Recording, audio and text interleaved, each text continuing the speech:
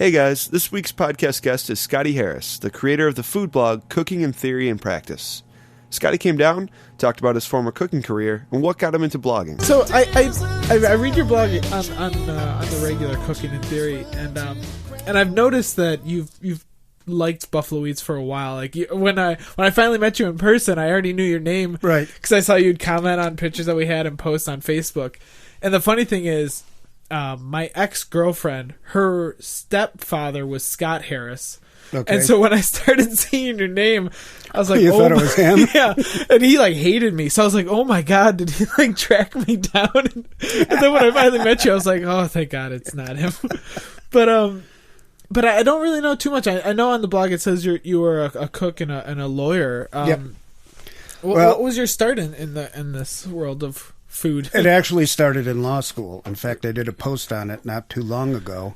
It was my first year of law school, and I decided to cook a dinner to impress a redheaded nursing student named Lisa. And the dinner itself was fine. Now, I never had much I'd worked in restaurants and stuff. I flipped burgers at Carol's, which was a precursor of, they're all now Burger Kings, but it was more like a McDonald's. Okay. And then I worked at Lum's and, got up to steaks and chops and stuff like that there. But it was never a big thing in my life. So I cooked dinner, and the soup was a disaster because I didn't really read the recipe. I just put everything in a pot and cooked it and ended up with like an inch of fat floating on the top of it. I also decided that broccoli would be a good vegetable. Now, broccoli soup is great if you puree it, but if you just throw it in a soup like a carrot, you get all the little particles floating around and stuff. And it must have worked because I dated her for a year and a half. Nice. But I just was really embarrassed. So I talked to one of my favorite professors at law school, said, I need to go buy a cookbook or something. All I had was like a paperback, Better Homes and Gardens. That's what I was working on. Yes. And she said, don't do that. She recommended a used bookstore in town. Wow. And I went down there and I told the person what I was looking for. I really wasn't looking for a cookbook. I wanted to learn how to cook. And the lady there sold me Volume 1 of Mastering the Art of French Cooking and Jacques Pepin's La Technique and La Méthode. Now, are you familiar with those two? I'm familiar with Julia, Jacques, I'm sure. And I'm familiar with Jacques Pepin because as a kid I grew up watching all the CBS shows with my mom. And so even before I was a foodie, I knew, If you ever get a chance to thumb through it, because it was just reissued, and in fact, I think like this holiday season, he's doing an updated version of it. But it's all black and white photographs of his hands doing things. Wow. So you'll get on a page for boning a chicken. And instead of just getting a description, you see his hand holding the knife and where he's putting it. Nice. And can I bone a chicken? Yes. Have I done it lately? I did it a couple of years ago, and I don't look forward to doing it again. It's not that difficult. And if you do it every day, if you ever get a chance to see him do it on TV, he just takes the thing and it looks like he squirts the bones out of it. It takes him 30 seconds. Martin Yan is the same way. Yeah. But I learned to do things like that. I learned to start identifying what pieces of meat were, and I got into it, and I started cooking, and I got good at it. Yeah. By the time I moved back here to practice law, I started to be known for my ability as a home cook and stuff. Like in your circle of friends. Circle of friends, and again, impressing girlfriends. It's a great way to meet girls. That is a great way to impress a lady. At the same time, my palate started to develop. And I started to get more adventurous. And I think, we're not supposed to talk about him very often, but the Frugal Gourmet was the one who got me thinking about foods from foreign lands and foreign tastes. And not to keep flogging my blog, but no. I just did one a week or so ago talking about Chinese food locally. Yeah. And one of the areas where I did have some knowledge was Chinese because my stepmother, is from Toronto. Her whole family is up there. Okay. And as I got older, I'd go up and hang out with my cousins in Chinatown and stuff like that. So I got to taste what it tasted like. And then I came here as an adult, and it's like, this isn't Chinese. This could be Le Choy out of a can. Exactly, yeah. And so I got interested in that. I started getting more ingredients. I started broadening the techniques. And fast forward to 1994, I decided it would be a good idea to almost die in a fire. Jeez. Went to sleep one night, woke up the next morning in ECMC intensive care burn unit. Wow. They didn't think I was going to make it through the night. 10 days later, I was out. Jeez. And so this is while you're while I was a lawyer. Well, I hated practicing law. I really hated it. I really hated it. It was one of the things where you're like, I'm good at this and it's lucrative, so... It wasn't lucrative for me at all because I didn't know how to bill. My wife's a recovering attorney too, and she doesn't know how to bill either. I love recovering attorney. Yeah, that's what we call recovering attorney. She works for First Niagara. Okay. But I hated it, and the best way to describe it is if you ever watch any like Rumpole or anything like that. Okay. The British legal system, they've split it into two parts. There's the solicitors who meet with the clients and the barristers who go argue the cases in court. I was a great barrister. I hated clients. When I first moved back here, a divorce client called me at 3 o'clock in the morning and said, my husband says he's coming over here to beat me up. And I told her, dial 911, and the next time you call me at 3 o'clock in the morning, I'm coming over there to beat you up. And the next day I got an unlisted phone number.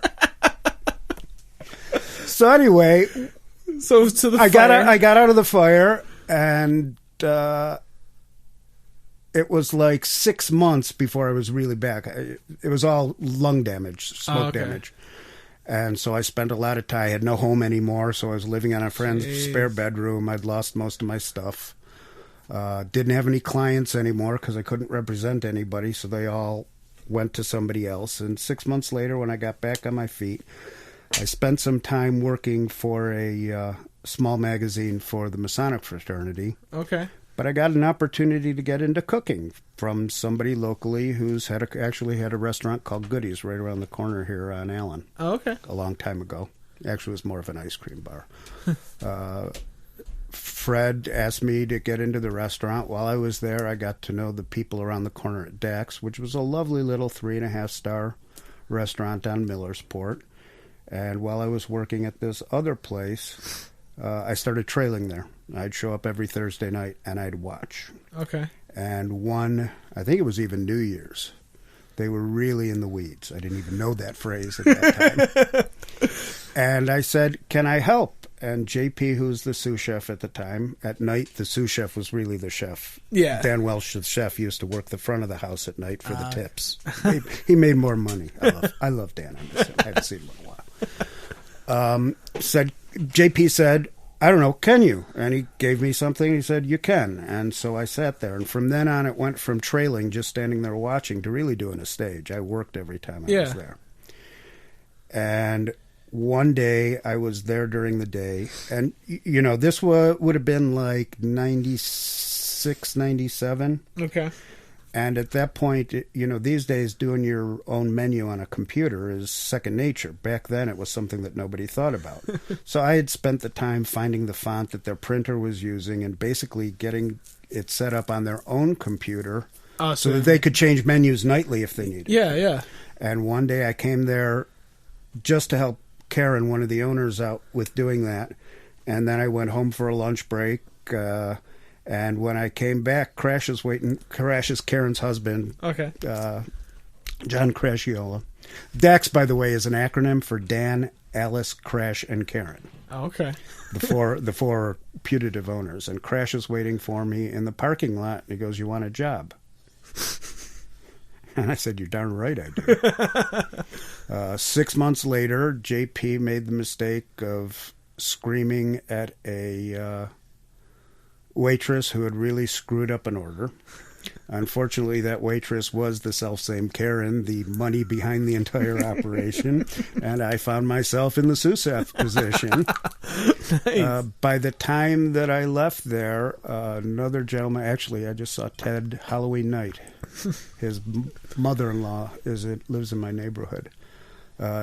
Ted had also come up to the point where the two of us were interchangeable, so we'd swap. One night he'd do lead, one night I'd do lead. Nice. So what kind of food is this place serving?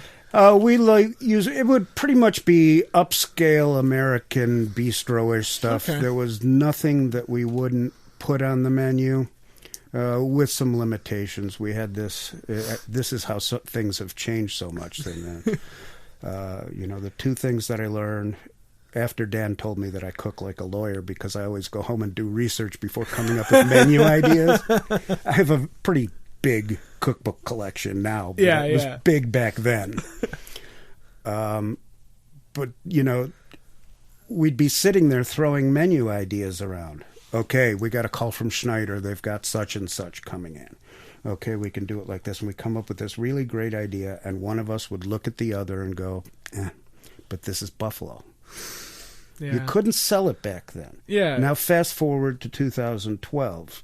You got people like Steve Gedra's about to start serving pig face. I mean, it's just beautiful, the things that have been happening. Yeah.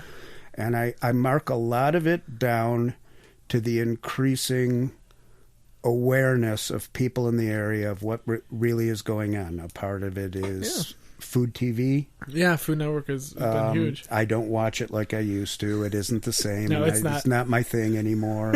I am still addicted to Saturday afternoon PBS cooking shows. Nice. You know what? I have not watched those since I was a little kid with my mom. I really want to get back into it because there's great stuff on that. I like it because it just gives me ideas and stuff like that. It's like anything else. People say, what do you do with all those cookbooks? Well, I read them like novels.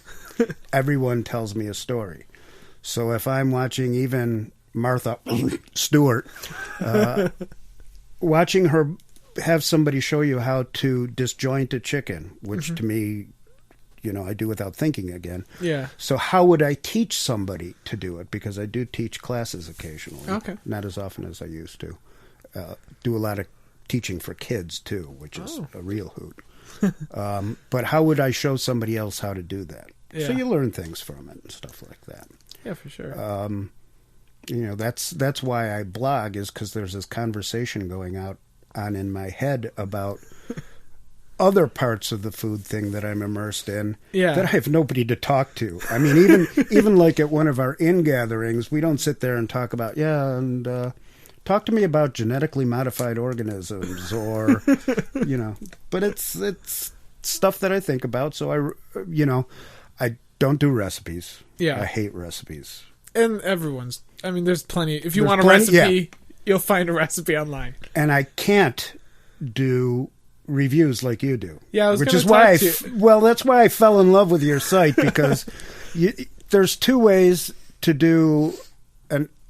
I hate to call it amateur because I'm sorry, even the professionals are amateur when it comes to tasting food.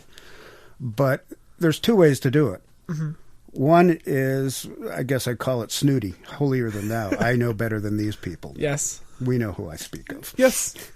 The other is what you do, which is, I didn't know much about food. I'm going out on an adventure. And so I'm vicariously going along with you. Yeah. And quite frankly, we don't get out that much. So there's a lot of places that I may never get to. Or if I'm in a place, Donnie talked about such and such. Yeah. So that, that's why you saw me lurking around your site. Well, I loved it. I mean, you're one of our first, names that I recognize from people who follow us, and I was just and especially in those earliest days, I was just happy somebody was reading it. Well, that's and that's how I feel. It's one of the things that I like about Facebook is I no longer get comments pretty often on my site. Yeah, comments. But I get them you get them on Facebook. Exactly. You get messages on Facebook or yeah, which is fine. I'm not doing it to attract hits. There's no profit motive for me. Yeah, this is exactly. This is to keep my head from exploding. So why don't you then do reviews? I mean, how come you don't? Because no matter how awful the meal, I know that there are people in the back of the house who are sweating their cojones off, who are trying really hard. Yeah. They may be bloody and burned and hurt. Somebody didn't show up. The dishwasher is hungover. And I can't. I just can't do it. And, you may have noticed some of my Facebook comments, like a few weeks ago, right before I had my leg surgery. I mentioned that we walked out of a restaurant, which I never do. Yeah. But I wouldn't tell anybody where it was. I answered questions privately, but I wasn't going to go out there. Yes. I just can't do it. No, I respect that. I worked in the retail world for 8 years, And still to this day, if we go into a store and have a bad experience, I refuse to get too angry about it, because I know that how that side of it works, of being in a store and you're out of stock of something, or there's a misprint in the ad, or just a number of things. The warehouse guy didn't show up and people are running around.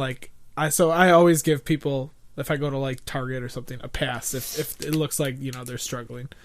And I think one of the biggest misconceptions, because there is this glorification of cooks, chefs going on, is that it's really hard work and the pay sucks. Yeah.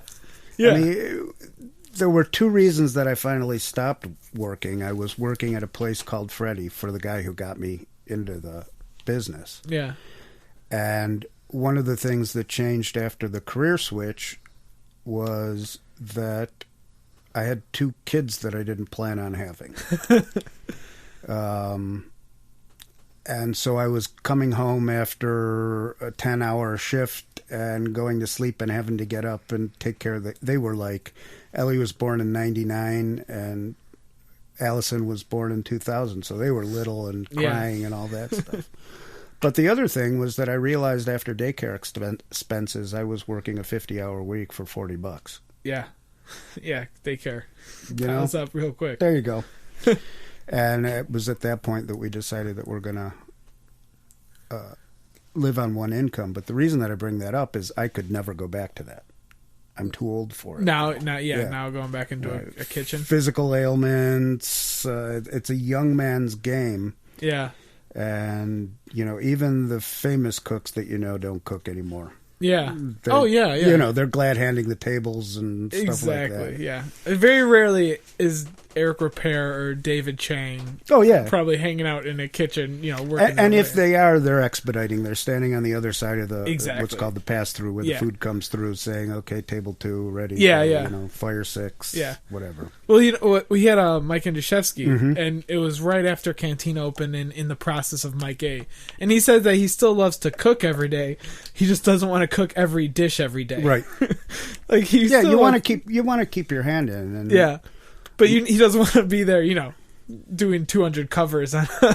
Mike is actually the reason that I don't call myself a chef. Really? Yeah. A is because, of the way I got into it. Yeah. I kind of consider myself like a semi-pro.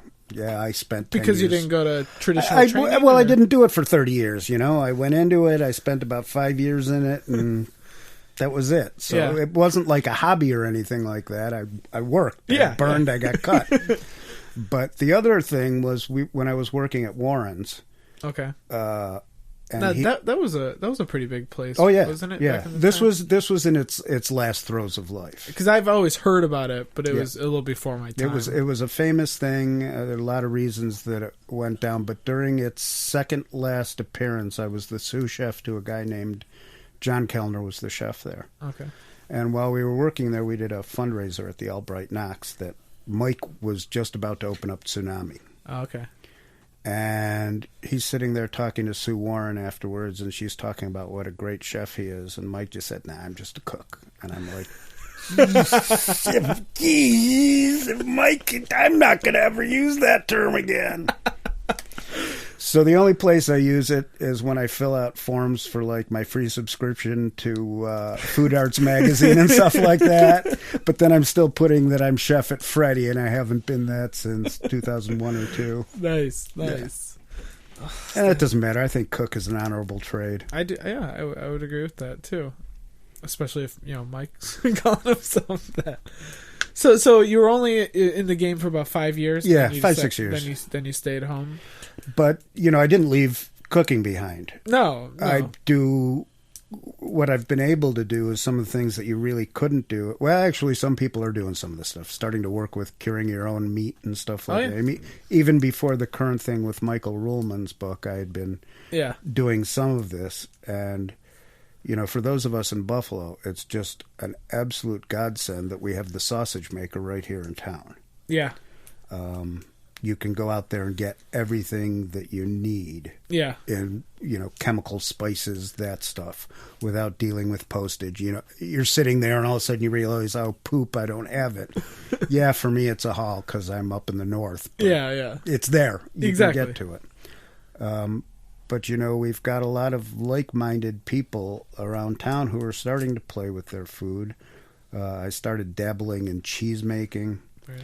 But most of the time I spend just cooking things and making things that make people happy. And now that you're cooking at home, I mean, are your kids, are they adventurous eaters because of you? Or They were. Then they started to get older and talk to their friends. Now we're having some issues. Ellie doesn't like tomatoes in their raw form. And she thinks carrots are for ugly people. I don't know what that means. I don't know what it means either.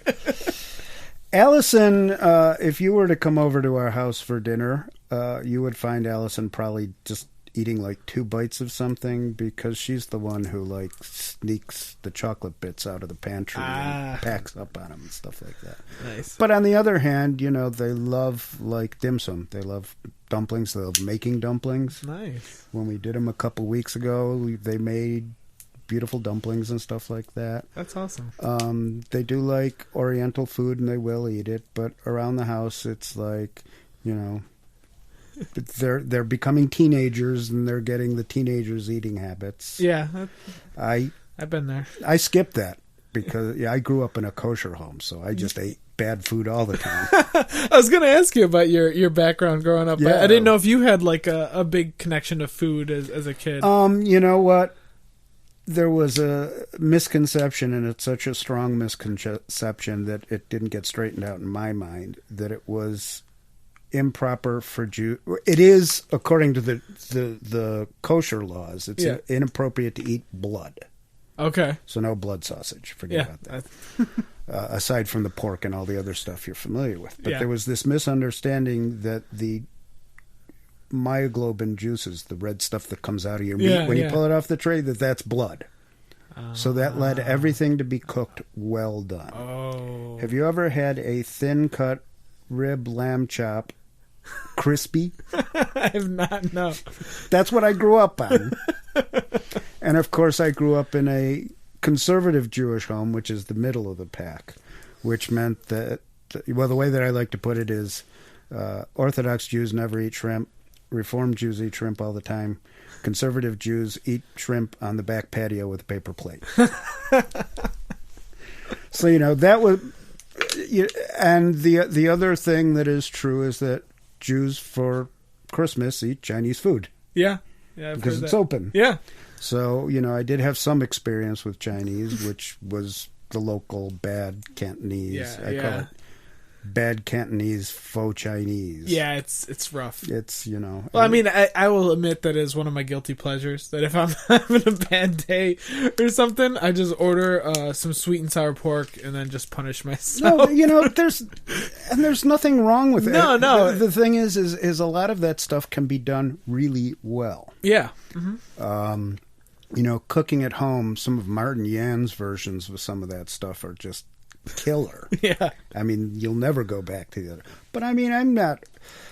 Everybody thinks because I'm so into food that's all I do is eat foie gras and stuff like that. Yeah, there's a hard...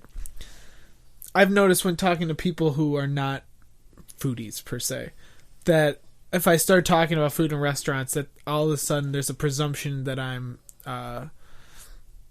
I don't know, that I'm being hoity-toity or that I'm being pretentious or something like that. It's hard to have a conversation, and then like they're asking me my thoughts on TGI Fridays or Applebee's, and then all of a sudden now I'm a jerk because I think it sucks. Well, but you see, there's a difference between the class-oriented approach. I'm only going to eat at Mike A's. Yeah. Yeah. And my tagline is life's too short to eat bad food.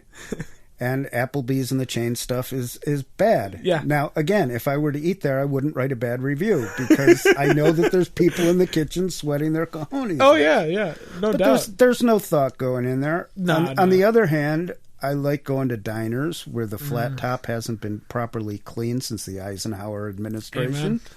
And there's some hairy, sweaty guy sitting there flipping burgers on it. And I'm going to be very happy. Yeah. Yeah, I love the hole in the walls. I'll eat a steak sandwich at the Pink till the day I die. Yeah. And that place is god awful inside. But whatever they do to that steak, it's heaven. But yeah, so it's a question of, it's possible to think about food. Yeah. And just try to up your game a little bit. I think that's part of the thing. Yeah. The big problem when I was talking before about, we can't do this, it's Buffalo, it's an educational thing. Yeah. And it's more than just ordering out in a restaurant. It's my wife's one of her favorite stories. She was shopping in a supermarket and saw this couple, not an old couple, choosing a brand of ginger ale because it had no cholesterol on its label. And it's like, you guys, you're being played. And that's the kind of thing that I blog about is food labeling and stuff like that is a joke. And part of it is our own fault. Yeah. People, there's a line in Inherit the Wind. Do you ever think about the things you do think about? People will think about, okay, I want to eat organic, and then they're buying organic prepared food from the freezer case. Yeah, exactly. It's got as much salt and fat in it as the non-organic stuff. Exactly, yeah. I think organic is being marketed as a scam. Oh, of course, yeah. That doesn't mean that I don't think that there's benefits in no pesticides or anything. Oh, God, yeah, of course there is. I picked my CSA, the Community Supported Agriculture, specifically because it's not certified organic. Now, they do everything like it would be organic. Yeah. But instead of spending the money on federal certification, they're plowing it back into the ground. Nice. So, Yeah. And I'm a member of the co-op and stuff like that. But on the other hand, I still shop at Wegmans and Tops. And yeah, I mean, you can't pick can't your afford. battles. Yeah, you can't afford to eat. I will tell you that during the winter time, when I want a burger, I will even pay more for a decent tomato. Yeah. But if I'm making salsa in the winter, I'm using red pack petite diced tomatoes from a can. Yeah. Because it makes better salsa than those pink golf balls. So you mentioned that you started the blog because it was a way for you to start getting things out of your head. When roughly what did the blog get started? How long are we talking? 2007 or 8. Oh wow, okay. I can tell you exactly. You're one of the earlier ones. Yeah, it started. I think it started at a hotel in Virginia. Now, the reason that I know this is my wife was down there for a bankers convention. Okay. And they treated us the night before to the Genesis concert. Nice. Oh, full bore, free. The Lexus suite with the fully stocked bar and everything. Took us out to dinner at the Capitol Grill. Nice. Where I shook hands with the guy who's now press secretary for the president. But the next day, Trish had all of these conferences and stuff, and the hotel was in the middle of Tyson's Corner nowhere. There was a mall there, and that was it. So I was stuck. And I'd been thinking about this for a while, so I signed on to Blogger and started playing around with it. My first post went up while I was there. Nice. Nice.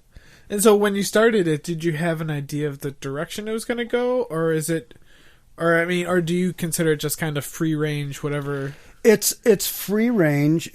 I don't know that I had a plan other than I think it came out of wanting to comment more than I should on other people's blogs. Okay. I'd be reading a blog and somebody would get into a food fight, as they should be called. Yeah. Oh, yeah. And what I'd want to do in an answer was longer than I wanted to post there. I don't like taking up somebody else's bandwidth. Yeah.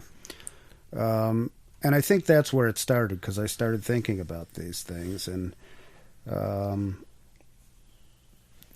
just in reading, not the what I call the professional blogs. I still read those and stuff like that. But it's the other foodies. Some of them, Bob Del Grosso's site, Hunger Artist. He hasn't been working on it very much, but that was wonderful. He's a former instructor at the CIA and stuff like that. I've actually met him once. Nice.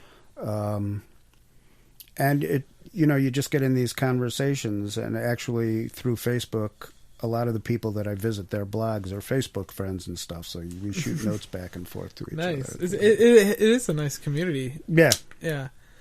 And, there's some downsides. I threw out something, again, I brought up genetically modified organisms before. Yeah. And I threw something out in that local Facebook site. Yeah. And somebody gave me a diatribe about Monsanto and stuff like that. And it's like, if you want to discuss GMOs and you bring up Monsanto, that's like having a discussion and bringing up Hitler. Yeah. They're evil. That wasn't what the thing was talking about. There's a lot of things in that are worth considering. What if you could create a wheat that grew on 20% of the water it takes to grow wheat now? Yeah, of course. So, those are the kinds of things that people don't think of. On the one hand, you have the people that need to think because they don't expand their thought. Yeah. And on the other hand, you have those that have expanded their thought but fix on an idea that's like the organic thing or something. Yeah, like that. yeah. So, it just goes where it takes me. And every once in a while, it pops out of the blue. So you don't have like a set schedule where you want to try to write as much? Or? No, I try to get out a couple a month of the big ones. I have a secondary blog called Mental Floss, which is for the little things, but I haven't used that much lately for the non-food things and stuff like that. That kind of got shut down during the election season because I didn't want to get too political. That's what Facebook's for. I try to do a couple a month, and the ones that are actually on a topic take me a long time because I think about them and I research them and stuff like that. The ones like my Jedi kitchen tricks, I just finished one up this afternoon. Nice. It'll go up live tomorrow. Nice. This one is about replacing the little... Do you have a stick blender? Yes, we do. Came with that little plastic carafe thing. I believe so, yes. I learned a lesson a long time ago. If you put really hot stuff in that carafe, it cracks and it goes all over the place. So I went out to that kitchenware place at Eastern Hills and picked up a little metal container for a soda fountain. Nice. $5. Yeah. It's metal. It cleans up easy. That's the kind of thing. The fact that a mason jar fits on most blender assemblies, so you can put like herbs in it and stick it on your blender and have homemade spice grinder without paying extra. That kind of thing. That stuff is big on the internet, though. Everyone's looking for little hacks like that. Yeah. That's awesome. So, the rest of it, though, it's like something will happen or I'll hear something on the radio and it'll just, don't get me started. And I start writing. I love it. I really enjoy reading it. It's a very well written blog, and I still consider myself a novice too. I do too. And but I mean, reading something like you, it's definitely helped further my knowledge of food and ideas and things like that. That's the thing. If somebody sits there and thinks about something or makes a choice or something, then it's worthwhile. And it's not something that interferes with the rest of my life or anything. No. That. So you mentioned that you have a pretty extensive cookbook selection. Do you know how many roughly that make up your library?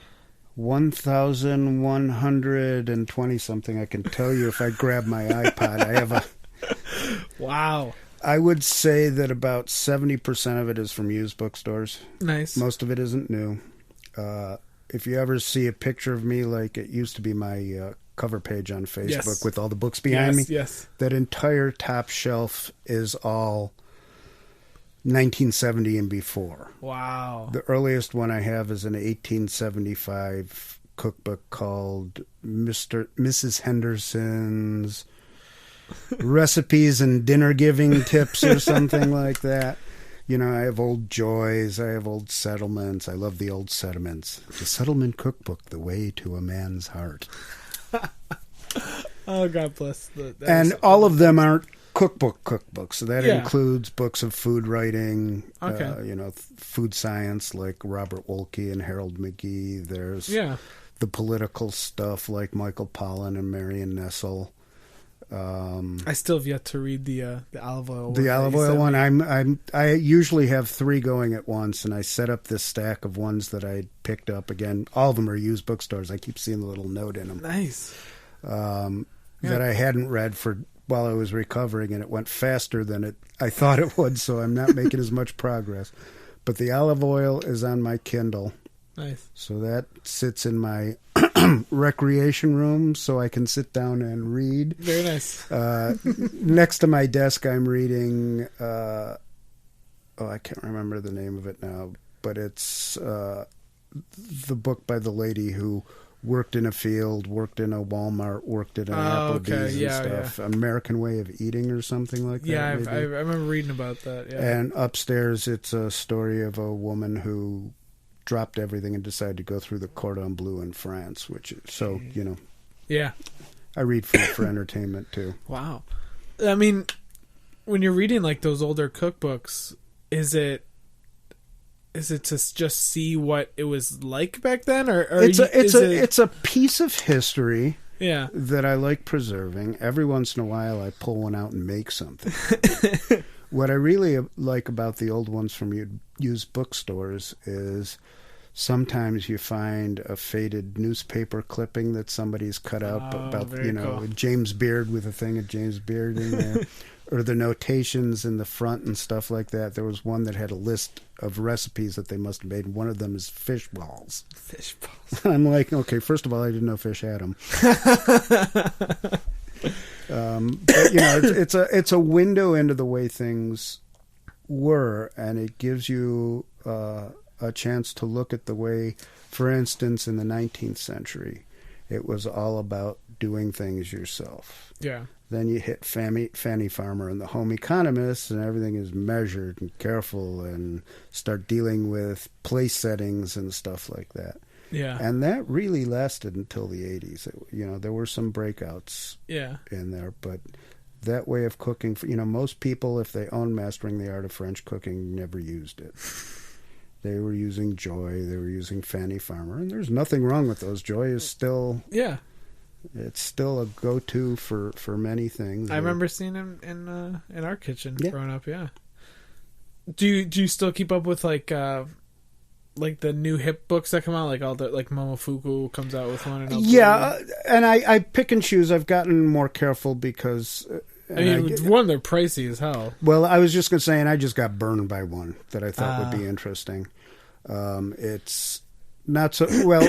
What's in there isn't as groundbreaking as I thought it was going to be. I see.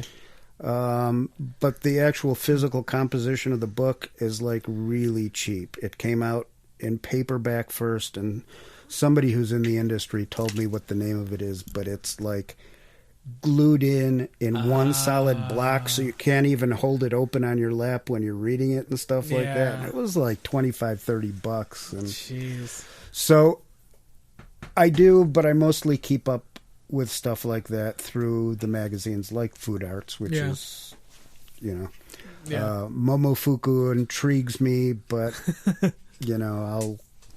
Lucky Peach is entertaining. I've read a couple issues of Lucky Peach, but again, if I'm going to invest in something, I'm not sure that's what I'm going to do. Understandable. Have you been tempted at all to drop the $400 and go with the modern cuisine? No. I won't even drop the 100 and whatever it is for the modernist cuisine at home. Yeah. Did you see the Facebook post I did a week or so ago with this is the guide to the book, to the bigger book? It's so...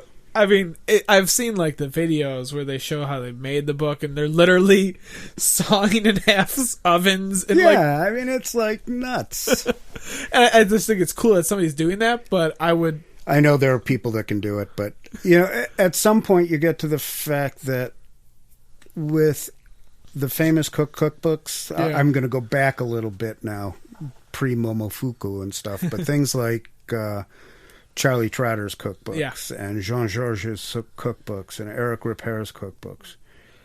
Well, you know what? I'm probably not going to make these at home. Yeah. If I want these, I'm going to the restaurants. That's understandable. I may never make it there. Yeah.